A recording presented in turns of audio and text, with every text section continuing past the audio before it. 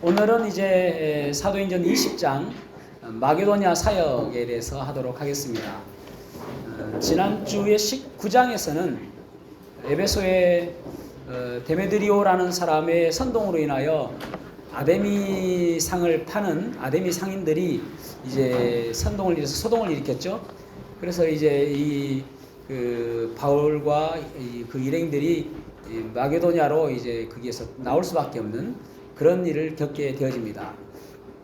오늘 20장에서 참 20장 되게 중요합니다. 왜 중요한지를 보면서 한번 보도록 하겠습니다. 20장 1절 말씀 한번 읽어보겠습니다. 20장 1절 시작. 소요가 부심에 바울은 제자들을 불러 건건한 후에 작별하고 건건한 마게도냐로 갑니다. 아멘. 마게도냐로 가서 2절도 같이 한번 읽어볼게요. 2절도 한번 읽어보겠습니다. 시작. 그 지방으로 다녀가며 여러 말로 제자들에게 권하고 헬라에 이르러. 아멘. 헬라는 아가야 지역입니다. 그래서 고린도를 생각하면 됩니다. 근데 단지 2절인데 이 시간이 엄청 많은 시간이 흐릅니다. 왜 그런가 하면은 고린도 이제 거기 어디야 에베소에 있을 때예요. 그 전에 이제 소동 일나기 전에 어떤 일이 있었냐면은 그 고린도의 사람들에게서 어떤 소문이 들리냐면은 여러 계파 때문에 뭐 아볼로파다, 게바파다, 베드로가 게바죠, 바울파다, 뭐 이렇게 여러 파벌이 생기면서 문제가 생기고 있습니다라는 그런 소식을 듣습니다. 이 바울이 그러한 이야기들은 고린도전서 16장에 나와 있습니다. 그래서 걱정을 하고 있는 차에 고린도에서 사람들이 옵니다. 그래가지고 이런 문제가 있습니다라고 하는데 그래 안 그래도 내 걱정을 많이 했다. 그러면서 그들이 서신서를 딱 가져왔는데 문제입니다. 문제지. 1번 아내 여자에 대해서, 2번 우상 제물에 대해서 이런 문제들에 대해서 적어온 거예요. 그래서 이 사도 바울이 그것을 딱 펴놓고 1번 뭐 여자에 대해서 하면서 그것을 적고 그렇게 적은 성경이 고린도전서입니다. 그래가지고 그들의 편에 그 고린도전서를 보냅니다. 그런데 이제 이야기를 들어보니까 그게 잘 안 먹히는 거예요. 그래서 직접 가야 되겠다 싶어가지고 이 바울이 고린도에 직접 갑니다. 그러니까 고린도후서 13장에 보면은 나중에 3번째 간다고 하거든요. 그러니까 총 바울 사도는 3번 갑니다. 그러니까 한 번은 고린도 교회를 개척할 때 갔었고 중간에 한 번 더 간 거예요. 가가지고 이제 그들에게 하는데 사실은 바울 사도는 언변이 별로 좋지는 않았습니다. 그러니까 글은 잘 적었는데 좀 말을 더듬지 않았나 그렇게 추측도 합니다. 하여튼 언변이 뛰어나진 않습니다. 아볼로는 언변이 화려하잖아요. 그런데 바울은 그렇지는 않았다는 것이죠. 그래서 가서 이제 하고 왔는데 문제가 무엇이냐면은 이 바울 사도의 사도직에 문제를 제기하는 것입니다. 어떻게 당신이 사도냐? 이건 엄청난 일이죠. 왜냐면은 거기에서 무너지면은 도미노 현상이 나는 거예요. 이때까지 바울 사도가 복음 전했던 여러 곳까지 그 바울 사도가 사도가 아니다 하더라. 그렇게 판명 났다. 그렇게 되면 큰일 나잖아요. 그런 무거운 이제 마음을 가지고 에베소에 다시 돌아왔습니다. 그리고 나서 어떻게 할까 기도하는 가운데 어떻게 하냐면은 편지를 나눴습니다. 그러니까 우리가 알고 있는 것은 성경에서는 고린도전서와 고린도후서만 되어 있는데 눈물로 쓴 편지를 씁니다.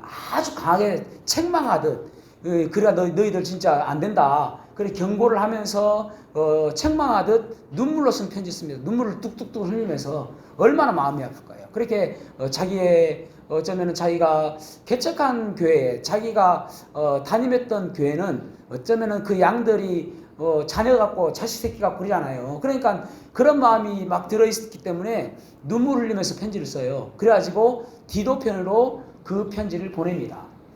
그리고 나서 데메드리오 폭동이 나는 거예요. 그래서 이제 어쩔 수 없이 마게도냐로 가는 겁니다. 그래 이제 디도를 기다려야 되는데 못 기다리고 그래가지고 마게도냐에서 디도를 만나는 거예요. 그러니까 디도한테 물어봐요. 어떻게 됐느냐 하니까 아이고 선생님 잘 풀렸습니다. 모두가 다 회개하고 자기들이 잘못한 것을 용서해달라고 이야기합니다. 너무너무 기분 좋잖아요. 그리고 나서 그들에게 쓴 편지가 고린도후서입니다. 그리고 내가 곧 가겠다. 고린도후서 13장에 보면은 내가 세 번째 너희들을 방문하겠다 그러거든요. 그러니까 곧 가겠다라고 하고 안 가요. 그러니까 로마서 16장에 보면은 일루니온, 그러니까 마게도냐 저 북쪽까지 한 바퀴 뺑 돕니다. 일루니온까지 다 내가 이 지역에 편만이 돌았다 그렇게 이야기하잖아요. 더 이상 내가 갈 데가 없다라고 이야기하잖아요. 그러니까 그래서 로마에 가겠다는 것이거든요.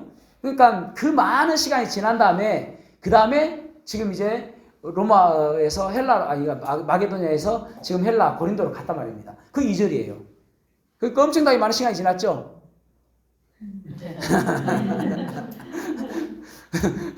그러니까 이런 것들이 다 누가는 싹둑 잘라내고 중요한 것만 적어놨단 말입니다. 그런데 고린도전서나 고린도후서나 로마서를 보면은 어떤 발자취를 했는지 알 수 있는 거예요. 그래서 고린도에 가가지고 3개월 동안 그곳에 머물게 되어집니다. 3개월 머물면서 로마서를 쓰는 거예요. 3차 전도 여행 때에. 자, 그래서 1절 다시 한번 보면은 제 아들을 불러서 권했다라고 이야기합니다. 아니, 바울 사도가 이렇게 바쁘게 다니고 분주하게 다니고 번잡스럽게 다니는 이유가 무엇일까요? 제 아들을 불러서 권했다라는, 권하다라는 단어가 파라칼레오라는 단어입니다. 파라칼레오.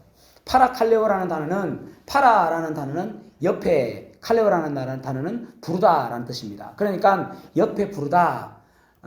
파라칼레오 오늘 엄청 나옵니다. 파라칼레오의 뜻이 무엇이냐면은 위로하다, 격려하다, 청하다, 뭐 세우다, 뭐 엄청 많아요.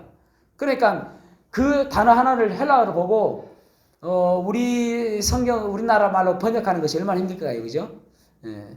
요즘이 아니라 우리 성서침략에서도 지금 그 흠정역을 번역을 해가지고 지금 이제 원고를 수정하고 있습니다. 수정이 되어지면은 성서침례교회에서 흠정역을 이제 성경책을 발간하려고 아주 제가 보니까 아주 잘 번역이 되어 있습니다. 그 어떤 번역보다도 좋다고 생각이 들 정도로 좋아요. 아마 내년 정도 나오지 않을까 싶은데 어쨌든 뭐 그렇습니다. 그래서 이제 권하다라는 그 단어가 격려하다, 세우다. 그러니까 바울 사도가 그렇게 분주하게 다닌 이유가 무엇인가? 사람들을 세우기 위해서. 그러니까 복음 전하는 주된 목적이 무엇인가? 사람을 세우기 위해서. 여러분, 우리가 바쁘게 움직이는 이유가 무엇인가? 사람을 세우기 위해서 다녀야 되는 것입니다. 오늘 누구를 만날까? 또 오늘 무엇을 할까? 그것이 가장 우선이 돼야 될 것이 무엇이냐면은 사람을 세우는 일. 그러니까 내가 오늘 뭐 점심때 얼마나 맛있는 걸 먹을까? 맛집이 어딘가? 그거 중요한 게 아니단 말이에요. 사람을 세우는 일. 그 일을 위해서 우리가 힘을 써야 된다라는 것입니다. 자, 그러면서 2절을 우리가 읽었죠. 2절을 보면은 자, 다시 한번 읽어볼까요? 2절 시작. 그 지방으로 다녀가며 여러 말로 제자들에게 권하고 헬라에 이르러. 아멘. 자, 여기도 보십시오. 여기도 파라칼레오 나오잖아요. 사람들을 권하기 위해서 그렇게 다닌단 말입니다. 뭐라고요? 사람을 세우기 위해서. 그렇게 해서 지금 다니고 있다. 그것 때문에 지금 다니고 있다는 거예요. 이 파라칼레오라는 단어가 또 어디에서 나왔냐면은 사도행전 16장 9절에 나옵니다. 16장 9절 읽어볼게요. 시작. 밤에 환상이 바울에게 보이니 마게도냐 사람 하나가 서서 그에게 청하여 이르되 마게도냐로 건너와서 우리를 도우라 하거늘. 아멘. 사도 바울이 그의 꿈은 2차 전도여행 때에 저 위에 본도 갑바도니아 그쪽으로 가고 싶은 마음이 있었는데 성령이 계속 막는 거예요. 그럴 때 환상이 보여지는데 들어와서 우리를 도우라라고 청하다. 이 청하다 단어가 파라칼레오입니다. 그러니까 청하다라는 말은 우리 옆에 와서 우리를 좀 도와주세요. 우리를 좀 세워주세요. 그런 말입니다. 그러니까 우리가 무엇을 하든지 그 목적이 분명해야 되겠죠. 무엇을 위해서 살아가는가. 그러니까 청하다는 단어도 파라칼레오다. 파라클레토스가 성령이거든요. 파라클레토스. 그러니까 성령하고 파라칼레오하고 똑같은 의미입니다. 그러니까 위로자, 성령님을 위로자라고 하잖아요. 그래서 똑같은 그런 의미죠. 뒤에 오 하면은 동사입니다. 동사. 파라클레오, 칼레오 동사. 위로하다 동사죠. 자, 그 다음에 3절에서 4절 말씀 읽어보겠습니다. 3절에서 4절 시작. 거기 석 달 동안 있다가 배 타고 시리아로 가고자 할 그때에 유대인들이 자기를 헤아리고 공모함으로 마게도나를 거쳐 돌아가기로 작정하니 아시아까지 함께 가는 자는 베레아 사람 브로의 아들 소바더와 데살로니가 사람 아리스토부와 세군도와 더베 사람 가이로와 및 데모데와 아시아 사람 유리고와 디모비로라. 아멘. 자, 사도 바울이 이제 석 달 동안 고린도에 있다가 이제 또 다른 곳으로 옮기게 되어지는데 드로아로 오게 되어지죠. 그런데 여기 보면은 여러 사람들이 나옵니다. 왜 우리가 이 사람들을 알아야 됩니까? 우리는 할머니 이름, 할아버지 이름도 잘 모르는데 이상한 이름들이 많이 나오잖아요. 왜 이 사람을 우리가 알아야 됩니까? 이 사람들은 바울 사도와 바울 사도를 따라다니는 사람이 아니라 여러분 제자들이거든요. 제자라는 말은 팔로워가 아니에요. 제자들은 누구에게 묶여 있는 사람들이에요. 그러니까 이 사람들은 예수님께 묶여 있는 사람인 것입니다. 성령님께 묶여 있는 사람이에요. 바울 사도하고 함께 가는 이유는 바울 사도도 예수님께 묶여 있고 자기들도 예수님께 묶여 있기 때문에 그것 때문에 가는 것입니다. 다른 말로 이야기하면 목적이 있는 삶, 내가 무엇을 위해 살아갈 것인가, 그 목적이 있는 삶을 살아가는 사람들, 이 사람들이 여러 사람 등장한단 말입니다. 여러분 우리들도 생명책에 기록되어 있죠. 우리의 이름이 하나하나 기록되어 있습니다. 그러니까 우리의 이름을 주님께서 알아주신단 말입니다. 여기 이 사람들도 먼 훗날에 자기들의 이름을 누가 알아줄 것이라고 생각했겠습니까? 그런데 그때에 주님께 묶여서 주님을 위해서 일을 하니까 결국은 사람들이 오늘날 믿음의 사람들이 이 사람들의 이름을 한 번 더 보잖아요. 아, 이런 사람이 있었구나. 우리 잘 알지 못하는 이런 사람들도 바울과 동행했구나. 왜? 목적이 있는 삶을 살아가니까. 내가 무엇을 위해서 살아야 될지를 아니까. 그래서 바울 사도와 함께 했던 사람들이란 말입니다. 예수님께 묶여있기 때문에. 이 묶여있는 것은 자발적인 거예요. 스스로가 묶은 것이죠. 주님께서 억지로 묶은 것이 아니라. 그래서 기쁨으로 그 일을 감당하는 것을 보게 되어집니다. 그러면서 이제 바울이 드로아에서 만나게 되어지는데 7절 말씀 20장 7절 시작. 그 주간의 첫날에 우리가 떡을 떼려하여 모였더니 바울이 이튿날 떠나고자 하여 그들에게 방문할세 말을 한순까지 계속하매. 아멘. 자, 이 바울은 걸어서 드로아로 옵니다. 그런데 이제 다른 사람들은 갱그리아 항구, 갱그리아 아시죠? 그 바울 사도가 머리를 깎았던 그곳에서 그들은 배를 타고 드로아로 옵니다. 그곳에서 모이자고 하고 오는 것이죠. 왜 모입니까? 이 여러 사람들이 그들은 다 구제헌금을 지금 모아가지고 오고 있는 것입니다. 예루살렘의 흉년으로 인해서 어려워졌기 때문에 그들을 돕기 위해서 여러 곳 다니면서 구제헌금을 모아가지고 드로아에서 우리가 모이자라고 하는 것입니다. 그런데 바울 사도는 왜 배를 타지 않았는가 하면은 그 먼 거리를 바울 사도는 걸어가요. 왜냐하면은 그 당시에 바울 사도를 죽이려고 하는 음모를 그가 알았기 때문에 그렇습니다. 이제 6월절 때문에 많은 유대인들이 배를 타고 지금 가고 있는 것이거든요. 그래서 그들과 함께 가면은 위협이 있기 때문에 그래서 그는 배를 타지 않습니다. 여러분 어쩌면 우리가 아니 순교하면 되죠. 왜 그렇게 피해 다닙니까? 그렇게 생각할 수 있죠. 여러분 그것은 다 성령님 인도하심입니다. 순교할 때가 되면 순교해야 되고 살아야 될 때는 살아야 되는 것입니다. 우리도 언젠가는 그 전에 이제 코로나 한참 터졌을 때는 앞으로 세계가 어떻게 될 것인가 라는 이야기를 많이 했죠. 빅브라더 시스템. 그러니까 우리를 제한하는 것들이 점점 심해질 것이다. 그런 이야기도 나오게 되어지고 언젠가는 이 세상이 사회주의로 흐를 것이다 라고 이야기를 해요. 그래서 그때는 이제 믿는 것도 그때 예배당에 우리가 오지 못하고 비대면 예배를 하고 했지 않습니까? 그런 것처럼 점점 그런 제약이 많아질 것이다. 그래서 우리의 믿음을 포기해야 될 때도 모른다. 뭐 나중에 적그리스도 나타나면 그러겠죠. 이제 휴가 안 당한 사람들, 그런 사람들 그렇게 되지 않겠습니까? 그러니까 순교해야 될 때는 순교해야 되거든요. 아멘이죠. 살고 싶어가지고 아멘 안 하시는데 순교해야 될 때는 순교해야 됩니다. 그런데 사명이 있기 때문에 지금은 굳이 그렇게 죽을 필요가 없기 때문에 걸어서 가는 것입니다. 드로아에 갔어요. 드로아에 가니까 여기 참 중요한 단어가 있는데 그 주간의 첫날에 언제입니까? 안식 후 첫날입니다.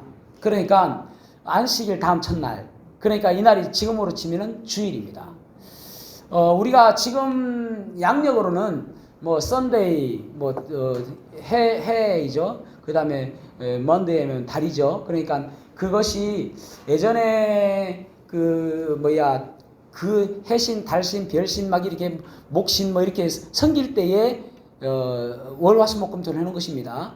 그러니까 우리는 지금 그렇게 부르지 않아요. 뭐라고 불러요? 주일. 지금도 어떤 사람들 보면은 주일이라고 하지 않고 일요일 하는 사람들이 있더라고요. 그냥 때려주고 싶을 정도로 그렇습니다. 주일입니다. 주일. Lord's Day. 주님의 날입니다. 주님의 날. 세상 사람들은 이 날을 일요일이라고 하지만은 우리는 주일이라고 이야기하는 거예요. 그리고 어떤 사람들은 주말 해서 주일까지 껴요. 주말은 토요일까지 끝나는 것입니다. 주일은 첫째 날이에요. 첫째 날. 자, 여기 보면은 그 주간의 첫날 예배 드리는 것이 여기에 처음으로 나옵니다. 정확하게. 그러니까 우리가 주일날 왜 섬겨야 되는가, 왜 예배해야 되는가 근거가 되는 구절이 이 구절입니다. 그러니까 여기서 예배의 모습을 볼 수가 있는데 그들이 떡을 떼며 또 말씀을 강론했다라고 말씀하고 있죠. 그러니까 떡을 뗀다는 것은 주의 만찬을 했다라는 말입니다. 그러니까 우리가 사실은 매 주일마다 모일 때마다 주의 만찬을 하는 것이 중요합니다.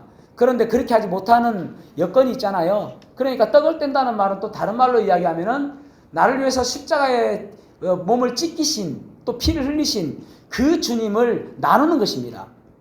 교제라는 말이에요. 코이노니아. 그러니까 교회의 가장 중요한 것이 무엇이냐면은 말씀과 교제입니다. 다시 한번요. 말씀과 교제가 있어야 그 공적 예배가 된다니까요. 그러니까 어떤 사람들은 이제 그러잖아요. 그냥 집에서 예배 드리는 사람 있잖아요. 말씀만 듣고 뭐 똑같이 뭐 교회에서 예배해도 내가 하나님 내 마음이 중요하지. 그래서 교회 집에서 딱 편하게 앉아가지고 또 목마르면 물도 마셔가면서 또 간식도 먹어가면서 예배 드리면 얼마나 편해요. 그러면서 말씀 딱 들어오면 또 이제 무릎 꿇고 기도하고 결단하고 아멘 하고 이랬으면 되잖아요. 그죠? 아멘? 그러니까 이 교제가 빠지면은 공적 예배로서의 가치가 중요성이 없어진단 말입니다. 그러니까 공적 예배의 중요한 것은 교제와 말씀이다라는 말입니다. 이 두 가지가 다 있는 거예요 지금. 자, 그런 가운데서 큰 일이 벌어지죠. 7절 말씀 지났고 그 다음에 유두고를 죽여야 되는데 9절 말씀 읽어보겠습니다. 9절 시작. 유두고라는 청년이 창에 걸터 앉아 있다가 깊이 졸더니 바울이 강론하기를 더 오래 하매 졸음을 이기지 못하여 3층에서 떨어져 죽음을 일으켜 보니 죽음인지라. 아멘. 왜 이 본문이 있을까요? 뭐 설교 짧게 하라는 말입니까? 지겹게 하지 마라 말입니까? 또 아니면 설교 시간에 졸면 죽는다. 그게 주제입니까? 그게 아니다 말입니다. 왜 이 본문이 있는가? 유두고라는 이름의 뜻은 헬라어로는 유티코스거든요. 유티코스라는 이름의 뜻은 다행, 행운 그런 뜻입니다. 그러니까 다행이죠. 거기에 사도 바울이 있었으니까. 그죠? 사도 바울이 그를 살려주었으니까. 그러니까 다행 아닙니까? 그런데 행운이라는 말이 있어요. 자, 12절 말씀 읽어보겠습니다. 12절 시작. 사람들이 사랑하는 청년을 데리고 가서 적지 않게 위로를 받았다. 아멘. 유티코스라는 이 사람에게 위로를 받았다. 위로를 받다라는 단어가 파라칼레오 단어입니다. 엄청 많이 나오죠. 파라칼레오, 위로하다. 그러니까 이 유티코스를 보면은 위로가 되신다라는 말입니다. 여러분, 그래서 왜 이 본문이 있는가 하면은요, 그리스도인들은 죽었다 살아난 사람들 아닙니까? 우리도 죽었잖아요, 다. 죄와 허물로 죽었던 사람들 아닙니까? 떨어져 죽은 사람들이에요, 죄로부터. 그런데 우리를 주님께서 살려주셨잖아요. 그러면은 우리가 해야 될 일이 무엇인가? 유티코스, 다른 사람들에게 기쁨을 주고 다른 사람들에게 행운을 주고 그런 사람들이 되어져야 된다라는 말입니다. 내가 있음으로 인해서 다른 사람들에게 위로가 되어지는 그런 사람이 되어야 되죠. 내가 있음으로 인해서 다른 사람들에게 불편함을 주고 또 기분 나쁘게 하고 또 그 분위기 다 망치는 그런 사람이 아니라 나 때문에 살만 나는 마치 얼음 냉수 같은 그런 사람이 유티코스라는 사람이잖아요. 그죠? 그래서 그런 사람이 돼야 한단 말입니다. 우리가 이름을 바꿀 수 없어요. 유씨만 되면은 그냥 티코스 해가지고 이름을 한번 바꿔보겠는데 오전에 유광래 모면이 계시더라고요. 유광래 모님은 앞으로 티코스라고 부를까 생각을 하고 있었는데 예. 어쨌든 이름을 바꿀 수 없어요. 그렇지만은 우리가 유티코스, 다른 사람들에게 행복을 주고 다른 사람들에게 위로를 주는 그리스도인은 그런 사람이 되어야 한다라는 말입니다. 왜냐하면 우리도 죽었다 살아났으니까. 그렇죠? 네. 그 다음에 이제 밀레도로 가게 되죠. 바울 사도하고 이제 드로아에서 사람들하고 헤어져서 그들을 아소라는 곳으로 항구로 그곳에 만나기로 하고 그들을 배에 태우고 약 40여 킬로가 되는 그 거리를 바울 사도는 걸어갑니다. 그래서 아소에서 만나서 밀레도로 가게 되는 것이죠. 자, 그 본문이 자 17절 말씀을 보겠습니다. 17절 이제 밀레도에 가가지고 그래서 그곳에서 에베소 장로들을 이제 부르는 모습이죠. 17절 시작. 바울이 밀레도에서 사람을 에베소로 보내어 교회 장로들을 전하니. 아멘. 에베소를 갈 수 있는 그런 환경이 아니에요. 지금 이제 예루살렘으로 가야 되거든요. 왜냐하면은 구제연금을 빨리 하루라도 빨리 갖다 줘야 그 사람들이 살 수 있으니까. 그러니까 무척이나 공고한 상황이거든요. 그래서 자기의 정이 있는 에베소를 갈 수가 없습니다. 그래서 그냥 에베소 가지 못하니까 밀레도로 이제 그 에베소의 장로들을 부른단 말입니다. 장로라는 말은 그 당시만 해도 장로, 감독, 목사 다 똑같이 혼용하며 사용했습니다. 근데 시간이 지나면서 조금 더 구체화되었죠. 장로는 나이가 많은 사람, 또 감독은 모든 것을 다스리는 사람, 또 목사는 양을 치는 사람. 베드로에게 예수님께서 내 양을 치라, 내 양을 먹이라, 내 양을 돌보라고 말씀하시잖아요. 그런 목자의 모습, 이런 모습으로 조금 더 나뉘어졌죠. 그런데 이제 한 사람이 똑같은 모습을 하고 있는 것입니다. 장로라는 원래 개념은 그 이제 모세의 장인이었던 이드로가 모세 혼자 모든 것들을 다 하는 것이 버거워해 보이니까 70인 장로를 세워서 그들로 인하여 이제 사람들을 다스리게 해라, 그렇게 이야기하죠. 그래서 장로를 세운 사람들, 그러니까 연장자의 의미가 있죠. 근데 신약에 와서는 그 교회의 지도자라고 볼 수가 있습니다. 교회의 지도자. 이제 켈빈이 종교 개혁을 일으키면서 모세의 그 장로, 연장자 장로를 세우게 되집니다. 그러면서 이제 장로회를 만들게 된 것이죠. 어쨌든 성경에 나오는 이제 장로, 감독, 목사 다 똑같은 부분입니다. 그러니까 교회의 지도자라고 할 수 있죠. 그들을 부릅니다. 왜 밀레도에서 그들을 부를까요? 사랑하니까. 사랑하면 지나치지 못하는 거예요. 그러니까 에베소서를 지나치지 못하는 거예요. 그곳을 그리워하고 한번 가보고 싶으면 가보지도 못하고, 그래서 와서 좀 보자라고 해서 그들을 초청하는 것입니다. 우리 성도들도 어지간해서는 교회 그냥 지나치지 않아요. 그죠? 가다가 교회 들렸다고 가잖아요. 한 명 딱 그냥 지나치는 사람 봤는데 거의 안 지나칩니다. 웃자고 하는 이야기입니다. 거의 안 지나쳐요. 교회 한번 들려가지고 무슨 일이 있는가, 또 4층에 가서 기도도 하고 그렇게 가시잖아요. 교회 지나갈 때는. 왜요? 사랑하니까. 사랑하면 지나치지 않는 거예요. 네. 그래서 밀레도의 그 장로들을 이제 부르고 그들에게 권면의 말씀을 합니다. 바울 사도가 온통 믿는 사람들에게 설교하는 것은 처음입니다. 이때까지는 다 믿지 않는 사람들에게 설교하는데 여기 장로들에게 설교를 하는 것이죠. 18절에서 19절 말씀 읽어보겠습니다. 18절에서 19절 시작. 이번에 그들에게 말하되 아시아에 들어온 첫날부터 지금까지 내가 항상 여러분 가운데서 어떻게 행하였는지를 여러분도 아는 바니 곧 모든 경통과 눈물이며 유대인의 관계로 말미암아 당한 시험을 참고 주를 섬기는 것과. 아멘. 바울은 어떻게 섬겼는가? 에베소 교회를 어떻게 섬겼는가? 겸손으로 섬겼다라고 하죠. 겸손이라는 것은 그저 두 손 모으고 고개 숙이는 것, 그것을 이야기하는 것이 아니라 진정한 겸손은 주님을 닮는 것입니다. 다시 한번요. 진정한 겸손은 주님을 닮는 것입니다. 그래서 주님께서도 나에게 와서 온유와 겸손을 배우라고 말씀하시잖아요. 그러니까 주님을 닮아가는 것이 겸손이에요. 그것만 하면은 모든 것들이 다 해결되죠. 그래서 주님 모습 닮는 거. 그 다음에 이제 눈물이 있어야 되겠죠, 여러분. 눈물 많은 사람 치고 나쁜 사람 없습니다. 말씀을 들을 때마다 눈물 잘 흘리는 사람이 있어요. 그런 사람들이 좋은 밭입니다. 절대 눈물 흘리지 않는 사람 아주 또 나쁜 사람입니다. 눈물 잘 흘리는 사람 착한 사람이에요. 그래서 이제 우리 목사님들도 가끔 누구를 이제 아는 사람들을 서로 이제 그 공통 분모가 되어지는 사람이 있어요. 아, 그 사람 참 눈물이 많은 사람이지. 그렇게 이야기를 많이 합니다. 그러면은 그것으로 다 끝나요. 아, 그 사람 참 선한 사람이구나. 좋은 사람이구나. 웃는 것도 중요하지만은 하나님 앞에 섰을 때에 말씀 앞에 섰을 때에 기도할 때에 그럴 때에 눈물 흘리는 거. 그래서 여러분 어쩌면은 이것은 이제 뭐 목자의 마음이잖아요. 지금 장로들에게 이야기하는 것이니까.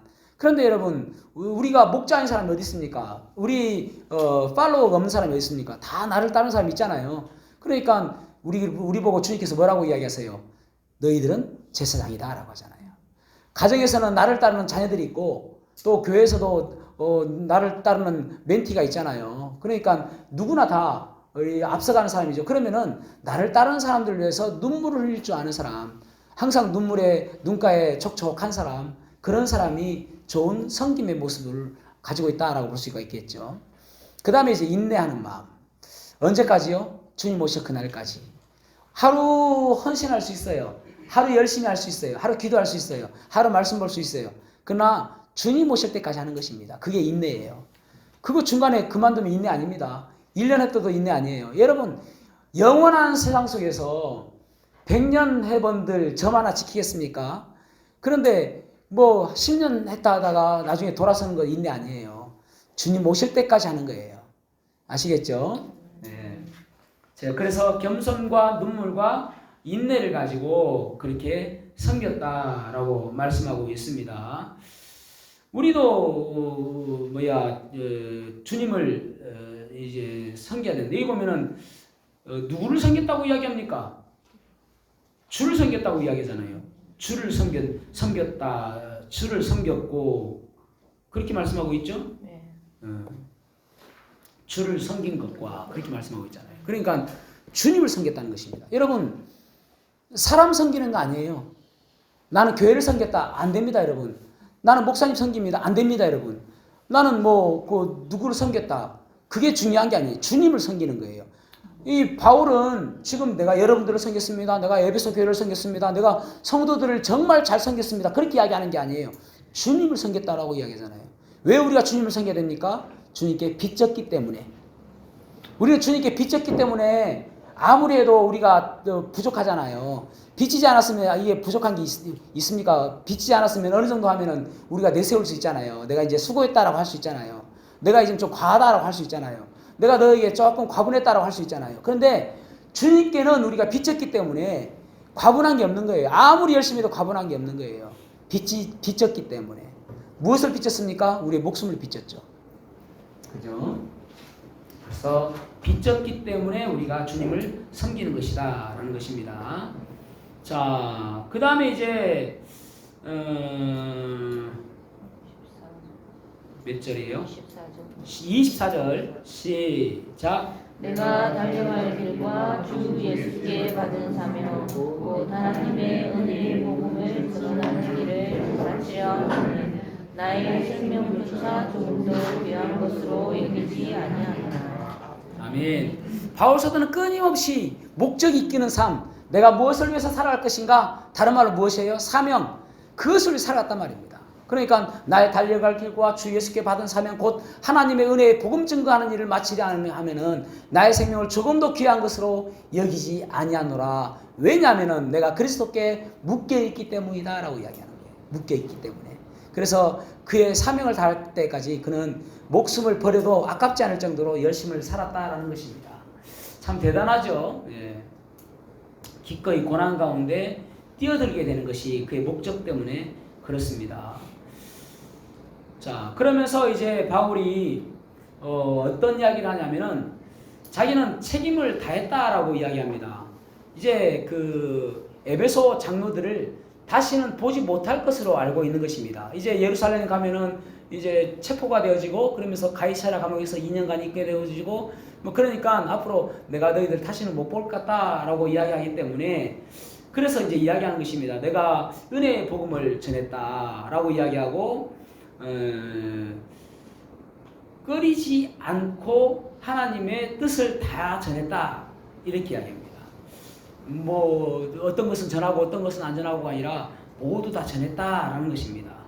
그래서 바울이 떠난 후에 상황에 대한 경고를 합니다.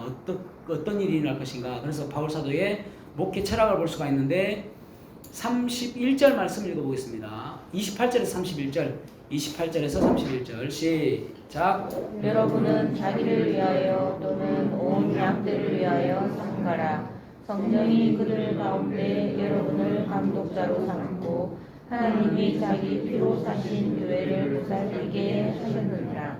내가 떠난 후에 사나운 이리가 여러분에게 들어와서 그 양들을 아끼지 아니하며 또한 여러분 중에서도 제자들을 끌어 자기를 따르게 하려고 어그러진 말을 하는 사람들이 일어날 줄을 내가 아노라. 그러므로 여러분이 느껴 내가 3년이나 밤낮이지 않고 눈물로 각 사람을 훈계하는 것을 기억하라. 아멘. 첫 번째로는 삼가라 라고 이야기하죠. 삼가라는 말은 조심해라, 하지 마라, 그런 말입니다. 그러니까 앞서가는 사람은 항상 뒤따라오는 사람들을 책임져야 될 그러한 의무가 있습니다. 그러니까 내가 눈앞을 걸어가고 있을 때에 내 발자국을 따라서 걷는 사람들이 있을 것이라는 생각을 가지고 살아야 됩니다. 그러니까 내가 행동이 누군가에게는 모델이 되어지고 본이 되어진다라는 생각을 가져야 됩니다. 아까도 말씀드렸던 것처럼 우리는 자녀들에게 어떤 모델이 되고 어떤 본을 보이고 있는가 항상 생각해야 됩니다. 내가 책임져야 될 부분입니다. 그러니까 뭐 교회에서 목사님이나 또 뭐 선생님이나 집사님들이나 그런 분 좋은 분 보면 좋겠지라고 할 게 아니라 내가 진정한 그리스도인의 모습이 어떤 것인가를 보여주는 삶. 그래서 내 자녀들이 나를 보고 모델 삼고 본을 삼는 삶. 그래서 내 언어와 내 행동과 그런 부분들이 삼가야 된다라는 말입니다. 여러분 간혹 그런 사람들이 있습니다. 우리 아버지는 알코올 중독자였어요. 나는 절대 술 안 마실 거예요. 그렇게 이야기하지만은 통계에 의하면은 알코올 중독자에게서 알코올 중독자가 더 많이 나오고 폐암으로 걸려서 꼴초인데도 그 자녀들이 꼴초가 되는 경우가 더 많이 나오고 그 가정폭력으로 시달렸던 아이들이 나중에 폭력적인 사람으로 더 많이 나온다는 거 아닙니까? 왜 그렇습니까? 자기도 의도하지 않는데 따라가기 때문에 그렇습니다. 그러니까 내 삶이 어떤가 항상 내 삶을 살펴봐야 된다 말입니다. 어떤 사람 그런 사람 있더라고요. 우리 교회는 그런 사람 없는데 맥주는 술 아니고 음료수야 그렇게 주장하는 사람이 있습니다. 왜 그러냐면은 TV 같은 데 보면 연예인들이 분명히 그 사람 크리스찬이거든요. 근데 뭐 이야기하면은 저 친구가 어제 한잔 했어. 그 이야기를 막 하니까 사람들이 생각할 때에 교회 사이도 술 먹어도 되는구나 라고 생각하는 거예요. 여러분 맥주가 음료수입니까? 음료수면은 여러분들 자녀들 학교 갈 때 하나씩 넣어주세요. 가방에. 그래가지고 목마르면 이거 마셔라. 야, 이 목마르면 마시면 진짜 갈증이 해소되고 얼마나 좋은지 몰라. 너 학교 갔다 오면 또 목마르지? 갈증 나지? 그러면 냉장고에 있으니까 하나씩 마셔. 괜찮아. 음료수야, 음료수. 그렇게 해야 되잖아요. 근데 그렇게 하는 사람은 없어요. 그죠? 이건 아빠 거야. 그런단 말이에요. 그게 무슨 본이에요? 아니죠. 그러니까 그래서 안 된단 말입니다. 그래서 삼가야 된다. 내가 한 발자국 한 발자국 걷는 것을 조심스럽게 걸어가야 된다라는 말입니다. 왜냐하면 그 발자국 따라서 걸어오니까. 그 다음에 두 번째로는 뭐예요? 보살피는 일이죠. 잘 보살펴야 됩니다. 잘 가고 있는가, 잘하고 있는가? 양들은 있잖아요. 전에 제가 옛날에 교회를 다녔을 때는 초등학교 때 다녔는데 그 교회에서는 양이 있었습니다. 목사님이 양을 키우셨어요. 그래가지고 젖을 짜가지고 그것을 팔았습니다. 그것으로서 수익을 봤어요. 근데 저희 그 목사님이 그 이야기를 많이 하세요. 양들이 그 성도하고 똑같다고. 그러니까 다 이제 양을 젖을 짜놨잖아요. 조심 안 하면은 발을 다 담가버린대요. 그럼 못 파는 거야. 그러니까 꼬장 부리는 거죠. 네. 그리고 양들 있잖아요. 눈이 안 좋아가지고 앞에 양만 쫓아다닌대요. 그리고 또 하나는 귀가 밝아가지고 목자의 음성을 주의 깊게 듣는다는 것입니다. 그러니까 목자가 어떻게 하느냐에 따라서 양이 잘 따라온다라는 거예요. 그러니까 항상 일깨우는 것은 혹시 자고 있는가, 영적으로 자고 있는가, 또 영적으로 바로 가고 있는가, 영적으로 살아 있는가, 이것을 계속 봐야 된다는 말입니다.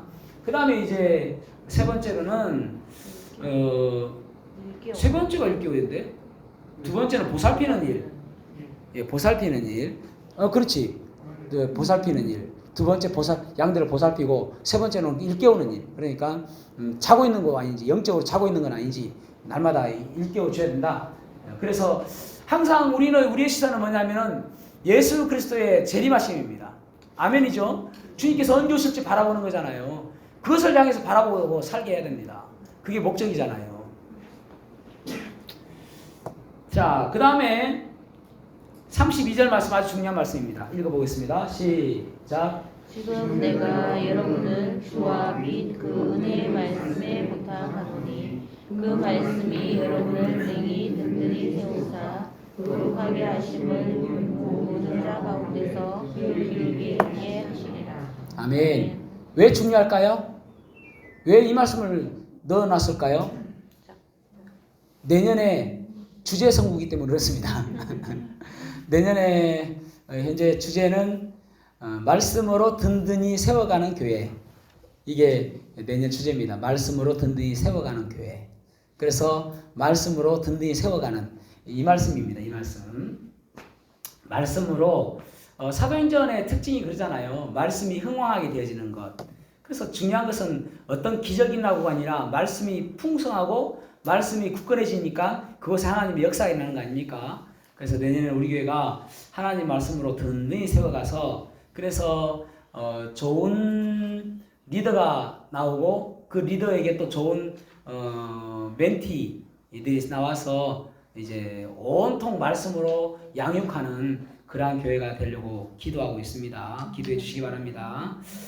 자, 그러면서 이제 작별하는 모습이 마지막으로 나오죠. 35절 말씀 보겠습니다. 35절 시작. 범사에 여러분에게 복음을 보여준 바와 같이 수고하여 악한 사람들을 돕고 또 주 예수께서 친히 말씀하신 바 주는 것이 받는 것보다 복이 있다 하심을 기억하여야 할지니라. 아멘.